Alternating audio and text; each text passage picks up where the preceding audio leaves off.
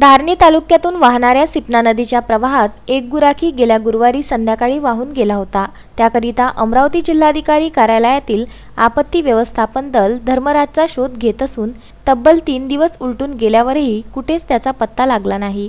तालुक्यातील पोटीलावा निवासी धर्मराज कुवरसिंग धुर्वे हा पोटीलावा नजीक जंगलात गावातील जनावरे चारण्याकरिता गेला असता संध्याकाळी परत येताना गावाजवळील सिपना नदी पार करताना धर्मराज पाण्याच्या प्रवाहात वाहून गेला होता।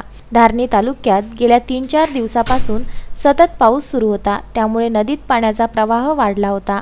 त्यामुळेच पाण्याच्या प्रवाहात धर्मराज वाहून गेला असावा। अमरावती जिल्हाधिकारी आपत्ती व्यवस्थापनाची अनुभवी तैराक चमू आपल्या बोट व इतर अत्याधुनिक साहित्यासह पोटीलावा सिपना नदीत दाखल झाले असून 2 दिवस तारेवरची कसरत करूनही धर्मराजचा शोध घेण्यास यश मिळाले नाही।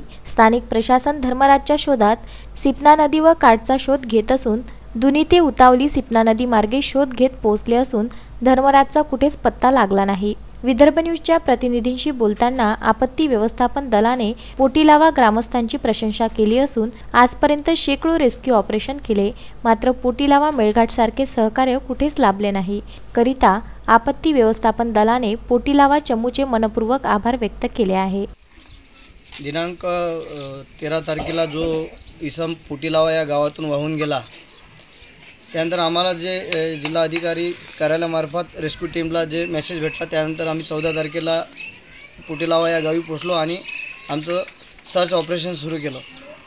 परंतु आतापर्यंत जवळजवळ 2 दिवस झाले बोटने आणि पायी पण तो पूर्ण परिसर पिंजून काढला। जवळजवळ 15 किलोमीटरचा एरिया तो सर्च केलेला आहे, परंतु अद्यापपर्यंत काही त्या इसमाचा मृतदेहाचा थांगपत्ता लागलेला नाही।